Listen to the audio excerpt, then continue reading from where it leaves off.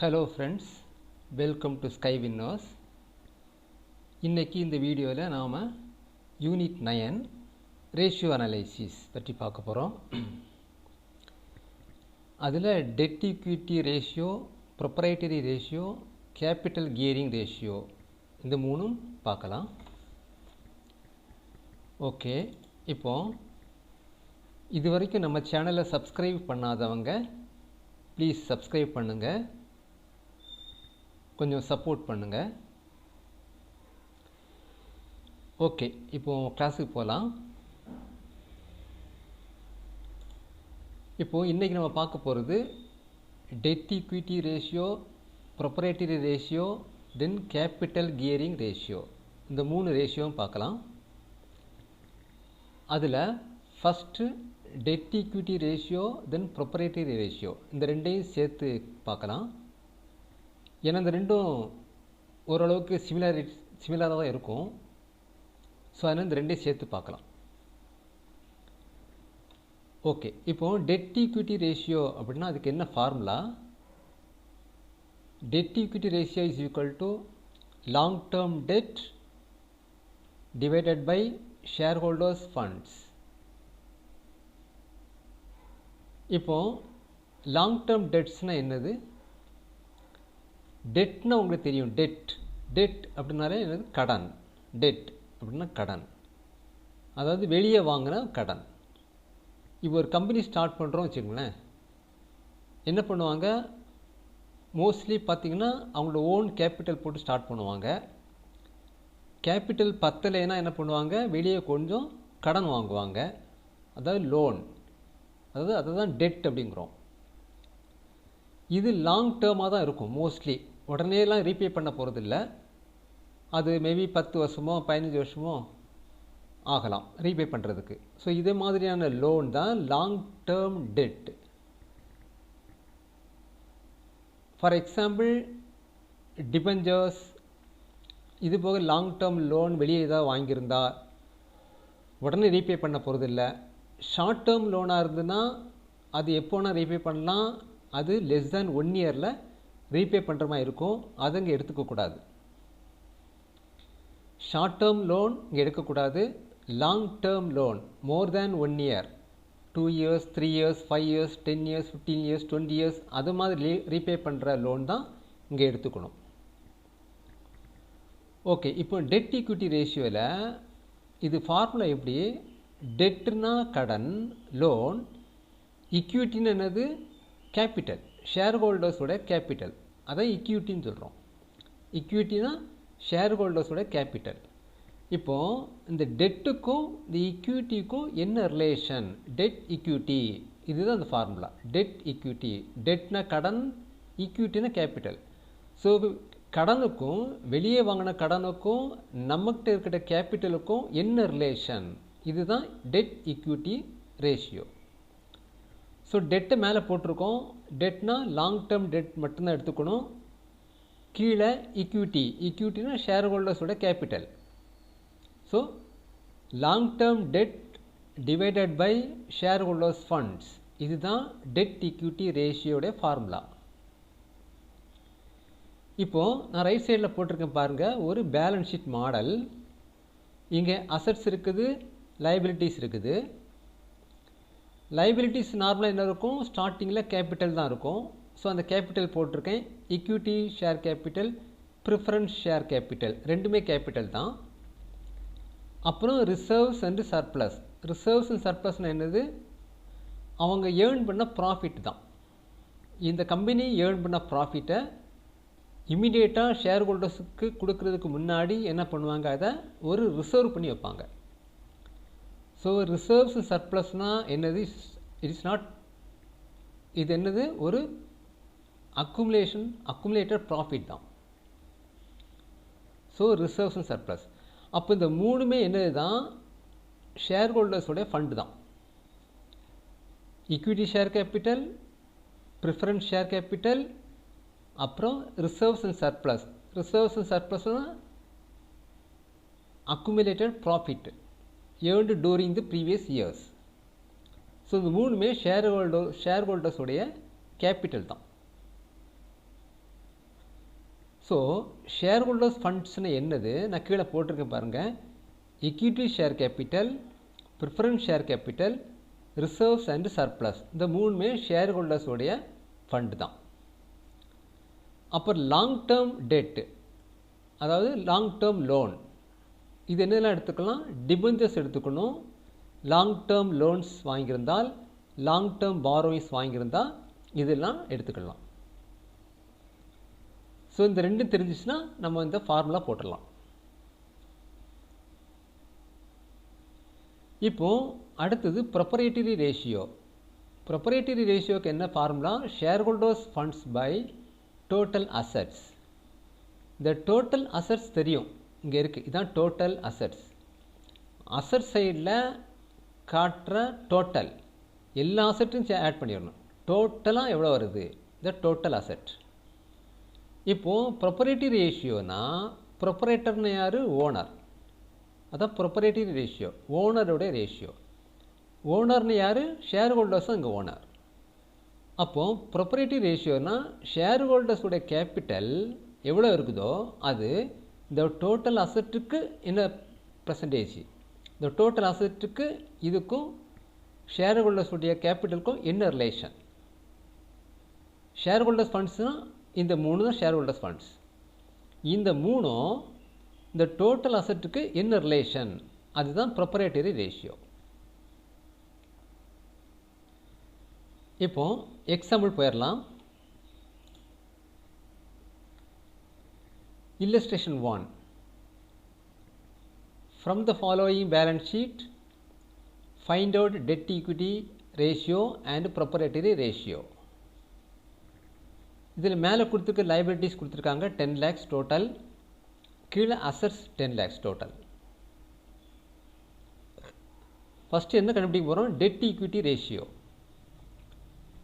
Dead equity ரேஷியோனா என்ன formula? Long term debt by share holders funds. இப்போது இதில் லாங் டேர்ம் டெட்ஸ்ன்னு என்ன வரும்? வெளியே வாங்கின கடன் என்ன இருக்குது? டிபெஞ்சர்ஸ் மட்டும்தான் இருக்குது, 4 lakhs, வேறு எதுவுமே இல்லை. ஸோ இது என்ன பண்ணுறோம்? நம்ம தனியாட்டு காட்டுவோம்.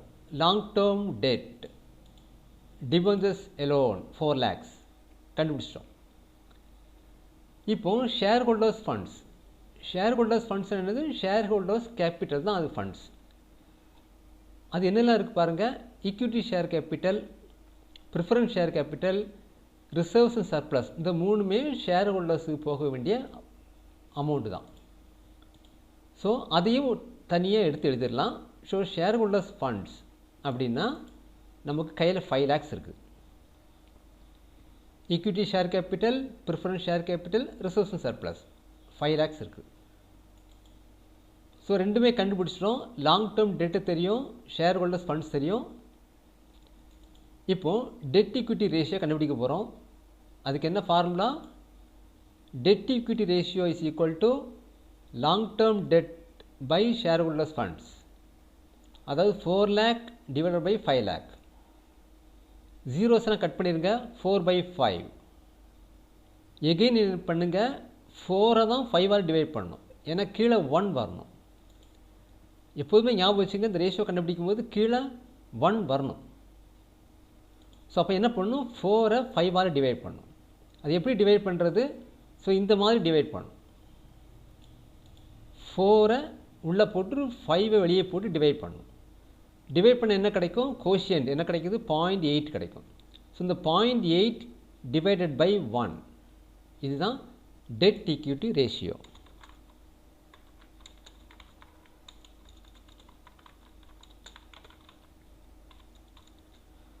So dead equity ratio is equal to 0.8:1. ஆன்சருக்குள்ளே கொடுத்துருக்கு பாருங்கள். Dead equity ratio 0.8:1. ஸோ இப்படி தான் இதை கண்டுபிடிக்கணும். இப்போ அடுத்தது நம்ம என்ன கண்டுபிடிக்க போகிறோம்? ப்ரொப்ரைட்டரி ரேஷியோ கண்டுபிடிக்க போகிறோம். Proprietary ratio. ப்ரொப்ரைட்டரி ரேஷியோக்கு என்ன formula? Share holders funds by total asset. Share holders funds ஏற்கனவே கண்டுபிடிச்சி வச்சுருக்கிறோம் 5 lakhs. டோட்டல் அசெட் எங்கே இருக்குது? கீழே இருக்குது. Total asset 10 lakhs. இதுதான் டோட்டல் அசெட். அசெட் சைடில் எல்லாம் டோட்டல் பண்ணிடணும். Total asset. இப்போது ப்ரொப்ரைட்டரி ரேஷியோ கண்டுபிடிச்சிடலாம். Proprietary ratio is equal to shareholders funds by total asset, shareholders funds 5 lakhs divided by total asset 10 lakhs. So 5 lakhs by 10 lakhs ஜீரோஸ்லாம் cut பண்ணிடுங்க. 5 by 10. இப்போ இதை மறுபடியும் ரெடியூஸ் பண்ணணும். கீழே 1 தான் வரணும். அதனால் 5 வந்து 10ஆல் டிவைட் பண்ணுறோம். அது எப்படி டிவைட் பண்ணுறது? இந்த மாதிரி டிவைட் பண்ணணும். 5 உள்ளே போட்டுடணும், 10 வெளியே போடணும். நமக்கு கோஷியன்ட் வந்து 0.5 கிடைக்கும். So proprietary ratio is equal to 0.5:1. இதுதான் கீழே கொடுத்துருக்காங்க ஆன்சரு. Proprietary ratio 0.5:1.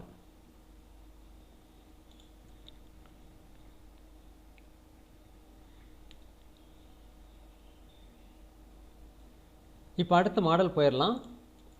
இது capital gearing ratio. Capital gearing ரேஷியோக்கு என்ன formula?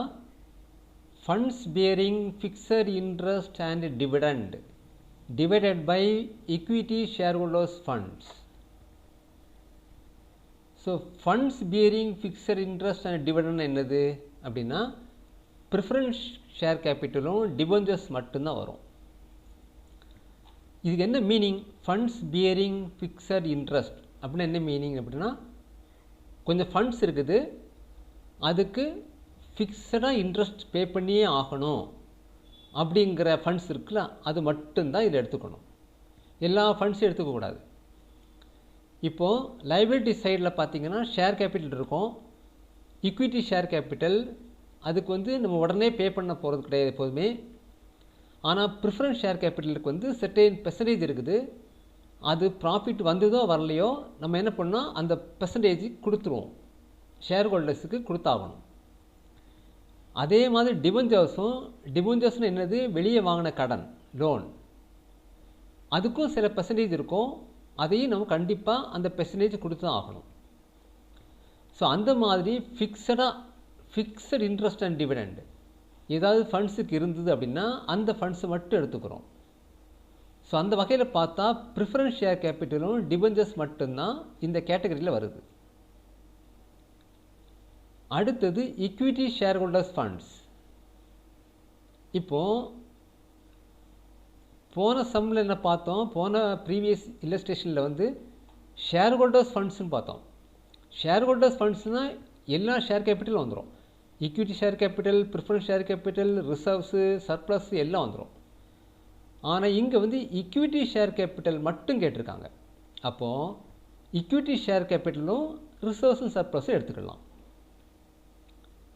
So equity share holders ஃபண்ட்ஸ்னால் equity share capital, reserves and surplus மட்டும்தான் எடுத்துக்கணும்.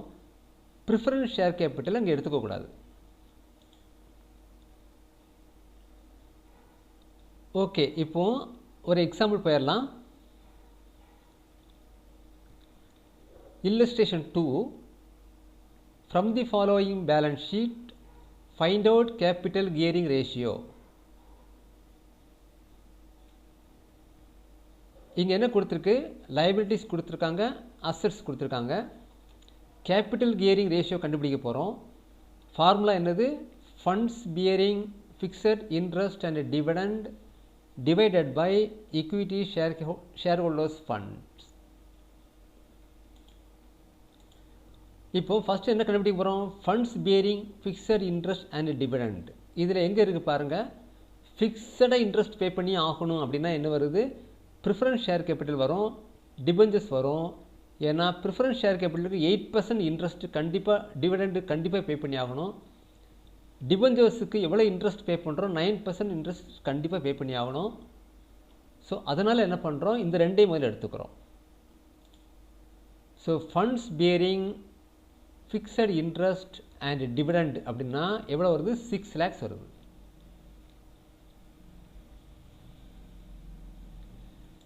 அடுத்தது equity shareholders funds. equity shareholderனா equity share capital மட்டும்தான் எடுத்துக்கணும், preference share capital எடுத்துக்கக்கூடாது. அதே மாதிரி ரிசர்வ்ஸ் எடுத்துக்கலாம். ரிசர்வ்ஸ்னு யாருக்கு தான் அது அப்ளிகபிள்? ரிசர்வ்ஸ் வந்து ஃபைனலாக என்ன பண்ணாரோம், ஈக்விட்டி ஷேர் ஹோல்டருக்கு தான் அதை ஷேர் பண்ணி கொடுக்க போகிறோம். ஸோ அதனால் ரிசர்வ்ஸ் சர்ப்ளஸ் கூட ஈக்விட்டி ஷேர் கேபிட்டலில் ஆட் பண்ணிக்கலாம். இப்போது ஈக்விட்டி ஷேர் ஹோல்டர்ஸ் ஃபண்ட்ஸ் எவ்வளோ வருது? 3 lakhs வருது.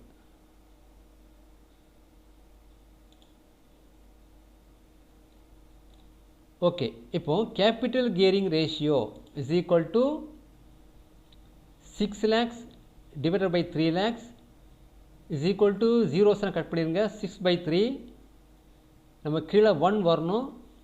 ஸோ 6 3ஆல் டிவைட் பண்ணிடுங்க. 2:1.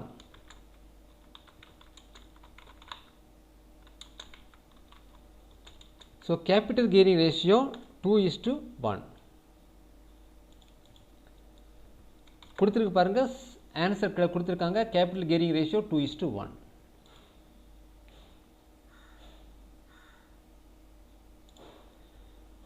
ஓகே, இப்போ இந்த வீடியோ பிடிச்சிருந்தா ப்ளீஸ் சப்ஸ்கிரைப் பண்ணுங்கள், ஷேர் பண்ணுங்கள். தேங்க்யூ.